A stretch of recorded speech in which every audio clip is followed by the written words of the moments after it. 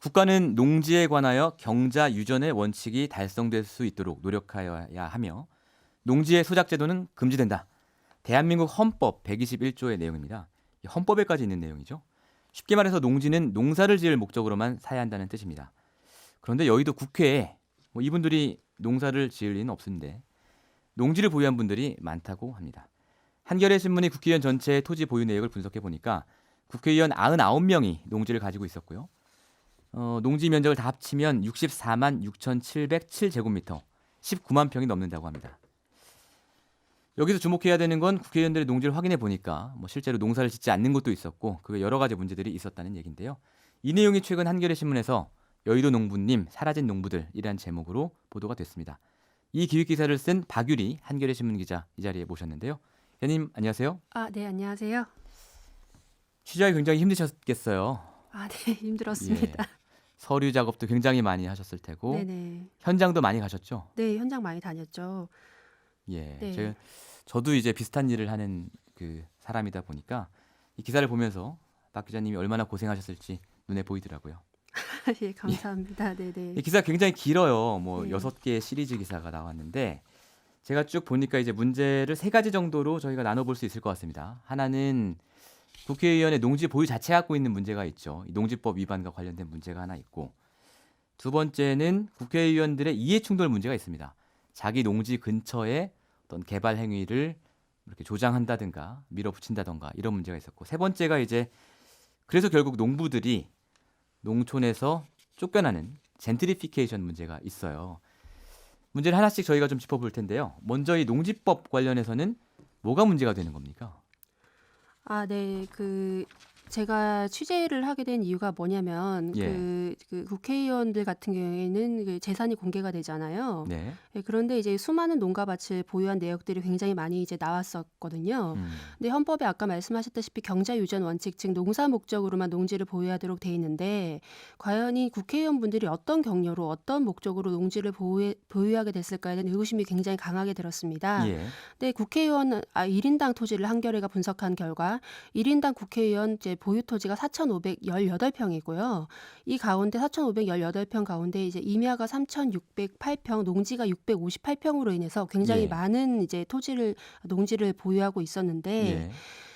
이 저희가 이제 조사를 해보니까 이 아까 말씀하셨다시피 국회의원 298명, 현재 예. 298명 중에 전체 그 의원 중에서 17.5%인 53명이 농지를 매입했다는 사실이 굉장히 많이 눈에 띄었어요. 예. 근데 다른 지목과 달리 아까 말씀하셨다시피 이 토지를 헌법에서 굉장히 많이 규제를 하고 있는데 네. 실제로 현장에 가봤을 때는 아예 농사를 짓지 않고 음. 방치를 하시거나 예. 아니면은 원래 소작을 주시면 안 되는데 소작을 주시는 경우 등이 굉장히 많이 발견되었습니다. 네네. 예.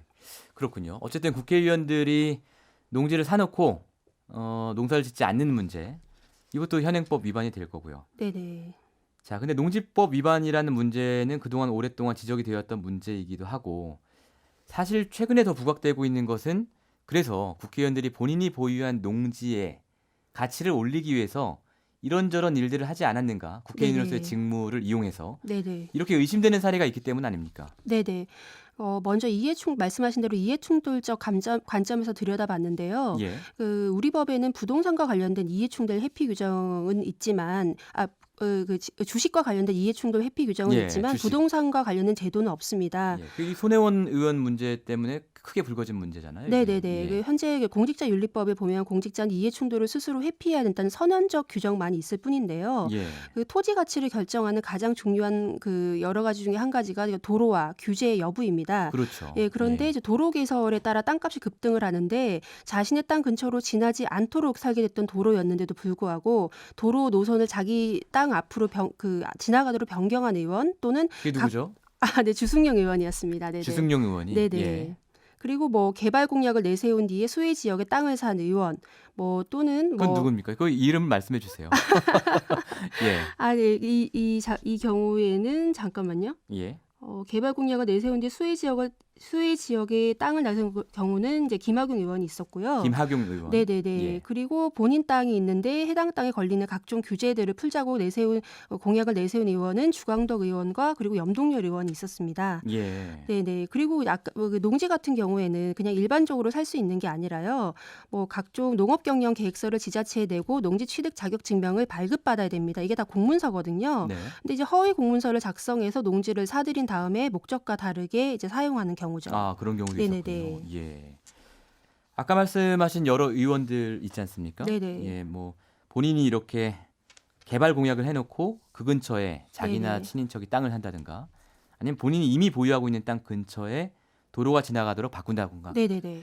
이런 의원들은 취재 과정에서 뭐 반론을 들어보셨을 거 아니에요? 아, 네네. 뭐라고 하던가요? 주승용 의원 같은 경우에는 예, 주민 의견을 반영을 해서 지역구 의원으로서 당연히 노선 변경에 의견 제시를 할 수 있는 거 아니냐. 압력 행사가 아니다. 예. 그리고 이 노선은 주민공청회를 통해서 결정된 것이라고 이런 해명을 그럼 내놓긴 본인이 했습니다. 그 근처에 땅을 갖고 있었던 것은 그냥 우연이다, 이런 얘기인가요? 그러니까 이미 기존의 땅을 이제 많이 보유하고 있었는데 예, 이게 그때 당시에 이제 도로가 뒷산으로 가려고 하니까 주민들도 당연히 어느 정도 반대 의견을 내기는 했겠죠. 예. 그런 주민들의 반대 의견 때문에 노선을 변경한 것이지 본인이 압력 행사를 한 것은 아니다라는 음. 의견을 냈지만요. 예, 당시 이제 주승용 의원 같은 경우에 국회 건설교통위 소속이었어요. 예, 그리고 아까 말씀을 드렸다시피 이 같은 경우 이 국토부도 사실 문제가 되는 경우인데요. 왜냐하면 예. 국토부가 도로 개설의 뭐 방향이나 아니면 예, 노선 예, 예. 어디로 하느냐 이걸 결정을 하잖아요. 주무부처니까요. 네네네. 그런데 이제 이 국토부가 원래는 마을 뒷산, 그러니까 주승용 의원 땅이 아닌 마을 뒷산으로 가려던 노선을 변경을 하면서 예. 이게 토지 보상비나 공사비 등을 미리 추산을 하거든요. 근데 상식적으로 땅값이 더 싼 마을 뒷산으로 가는 것보다 예. 기존 마을을 확장을 한 보상비가 굉장히 많이 이제 증가를 해요. 그렇겠죠. 그런데 예. 당시 그러니까 10년 전 익산국토청이 당시 보상비를 추산하면서 280억이 들 것이라고 추산을 했는데 예. 실제로는 395억 원이 늘어났고요. 이게 보상비가 전남도청 담당인데 보상비가 부족을 하니까 결국에는 공사 6년이 지연됐습니다. 예. 근데 그러면 의구심이 들 수는 있어요. 이게 단지 실수의 문제냐는 점인데 당시 이제 보상비 추산을 담당했던 용역업체가 바우 컨설턴트라고 있는데요. 예. 이쪽에 취재를 해보니까 이쪽에 있는 이제 그 일을 하셨던 상무님도 문제가 있었던 것 같다. 이렇게 보상비가 작게 나올 리가 없는데 오타였는지 오류였는지도 모르겠다고 사실상 문제를 인정을 하셨어요. 예. 근데 이 보상비 산정을 단지 업체 문제가 아니라 이 업체가 내놓은 이 추산해 놓은 가격을 국토부가 이제 사실은 검증을 해야 되는 거거든요. 근데 이 보상비 추산에 대한 검증도 제대로 하지 않았던 거죠. 그러니까 이제 그 주승용 의원 땅 근처로 노선이 변경이 되는 과정에서 네네. 원래는 보상비가 과다하게 늘어나서 안 될 수도 있는 거였는데 그렇죠. 이 실사를 제대로 안 했다. 어떤 네네. 이유인지 모르지만 네네. 이런 말씀이신 거죠? 네, 맞아요. 네, 예, 네. 예. 뭐 또 다른 의원 사례 소개해 주실 건 없습니까? 염동열 자유한국당 의원의 예. 경우가 있는데요. 예. 자신의 토지와 가까운 곳에 이제 연기 사업을 유도하고 규제 완화를 주도한 경우입니다. 예. 제가 농지뿐만이 아니라 다른 지목들도 이제 취재하면서 들여다봤는데 네. 염 의원 같은 경우에는 대관령면 횡계리 일대에 토지 23만 제곱미터를 보유하고 있습니다. 이 중에서 많이 보여. 네네네. 주목할 점 이쪽에서는 예. 농지가 아니라 임야나 목장 용지였어요. 이게 임야 예. 같은 경우 10만 7,800여 제곱미터를 보유하고 있는데요.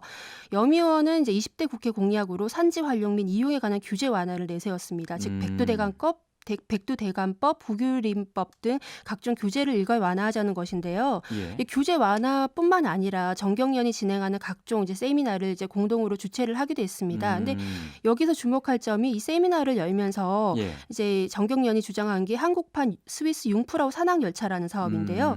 이 사업이 이 염 의원 땅과 굉장히 가까워 2.2km에서 4.5km 정도 떨어져 있거든요. 네, 네.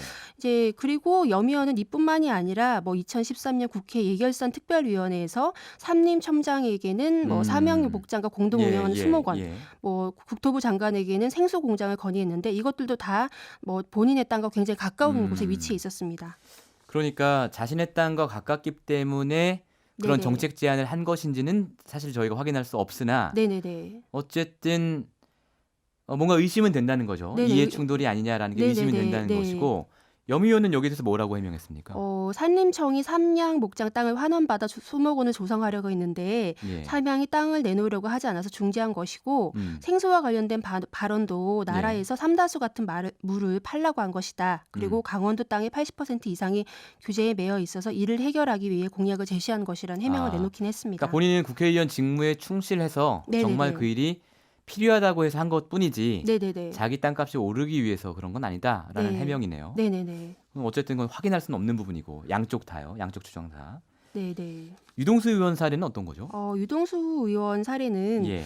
그 아내분이 이제 토지를 보유한 경우인데요. 아내분이 의사세요. 근데 정아무개 씨라고 계신데 이분이 이제 배추와 고추를 심겠다고 이제 농업 경영 계획서를 작성을 해서 2007년 4월에 인천 서구 백석동에 있는 이제 농지를 이제 매입을 하셨어요. 예. 근데 이때가 어느 때인지를 이제 들여다보면 당시 건설교통부가 백석동 일대를 택지 개발 예정지구로 지정한다는 발표를 한 지 열흘도 채 지나지 않아서 이 농지를 사신 거죠. 그리고 이 땅을 2018년 9월에 10억 원대에 매각을 하셨는데 예. 지금 현재 현대지구는 이제 올해 11월에 대규모 아파트 단지 분양을 앞두고 계세요. 예, 그리고 이 땅뿐만이 아니라 인천에 있는 또 다른 또 농지를 사셨는데 예. 여기는 인천 계양구 다남동에 있는 논밭을 사신 경우거든요. 근데 예. 이거를 사셨다가 2004년 사셨다가 농사를 짓지 않고 바로 소장농을 두셨어요. 근데 농사를 지으셔야 하잖아요. 농지법상. 근데 이 시점도 그린벨트 해제 공고가 나기 11개월 전에 농지를 사셨고요. 근데 또 이거를 이제 개발하는 과정 또한 문제였는데 이 20대 총선 기간에 이제 다세대 주택 즉 빌라를 지었어요. 근데 원래 애초에 54세대를 지으려고 이제 홍보 전단지를 뿌렸는데 이 지역이 도로가 2m 내외로 굉장히 좁습니다. 그래서 허가를 받기가 사실상 이렇게 쉽지가 않거든요. 근데 30세대 이상 지으려면 주택법상 사업계획 승인을 받아야 되는데 여러 가지 심의 기준이 까다로워지기 때문에 18채씩 쪼개서 분양을 해서 이제 결국 구청으로부터 허가를 받은 거죠. 그렇군요. 네네네. 이것은 뭐 이해충돌이라기보다는 어떤 국회의원 가족의 신분으로서 네네. 현행법의 교묘한 어떤 허점을 교묘하게 이용해서 이 개발 구역에 투자를 한 사례군요. 네네네. 자. 그런데 말이죠. 유동수 더불어민주당 의원은 여기서 뭐라고 해명하고 있습니까? 농사를 지으려고 해당 농지를 매입을 했고 이제 우리 부부 대신에 공동 소유주가 매입 초기에 농사를 지은 것으로 알고 있다. 이런 해명을 원래는 내놨습니다. 농사를 지으려고 했는데 네네. 잘 안 됐다. 뭐 이런 얘기군요. 지금 저희가 사정상 세 분만 소개해드렸어요. 바른미래당 의원 1명, 주승용 의원, 그리고 자유한국당 염동열 의원, 그리고 민주당의 유동수 의원 이렇게 세 분 소개해드렸는데 다른 사례도 사실은 많이 있습니다. 저희 시간 관계상 다 소개해드리지는 못하고요. 그런데 이러다 보니까 정작 그 농지에서 농사를 짓고 싶어하는 농민들 이분들이 농촌에서 쫓겨나는 문제가 있다고요. 사실 젠트리피케이션 하면 도시 굉장히 땅값이 많이 올라가는 도심 지역에서만 일어나는 일인 줄 알았는데 농촌 젠트리피케이션도 있다. 이런 말씀을 해주셨어요. 네네. 저희가 아니라 제가죠. 저 혼자 취재를 했으니까. 네, 인천과 이제 경기도 쪽을 많이 취재를 다녔는데 그쪽 농민분들 말씀으로는 이제 아직까지 개발 이슈가 없는 곳도 있잖아요. 이제 그런 곳임에도 불구하고 이제 비농업인들이 이제 땅을 많이들 사신다고 하시더라고요. 이제 멀리 내다보고 땅에 투자를 하시는 건데 이 비율이 80에서 90% 정도라고 말씀들을 하세요. 근데 구체적인 예를 들면 이제 평택에 계신 농민분들 같은 경우에는 평택에 개발이 되면서 서산으로 2시간 30분씩 화물트럭 운전하면서 농사를 짓고 계신 분도 있었고요. 그리고 지난해 12월에 계양 신도시라고 해서 신도시 발표가 있었는데 이곳에 계신 인천 동양동 농민들의 경우에는 이 지역이 개발이 되면 다른 곳에 농사를 지으셔야 되잖아요. 그런데 이미 인근 농지들 같은 경우 이미 다 값이 올라서 경상도 전라도를 생각을 하고 계시더라고요. 연세가 많으신 60대 70대 분들이 새로운 곳에 개척을 하기 쉽지가 않으시니까 이미 내 농사는 끝이 나지 않았나 그런 한탄을 하셨습니다. 네네. 그렇군요.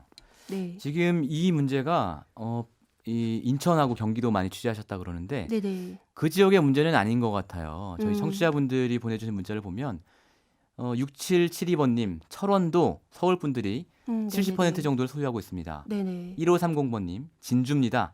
돈 있는 사람이 농지를 사놓고 농사는 농민이 임대를 해서 농사 짓고 있는 것이 허다합니다. 8262번님 유사한 일이 지금 파주에서도 일어나고 있어요. 곳곳에서 지금 제보가 오고 있거든요. 네네네.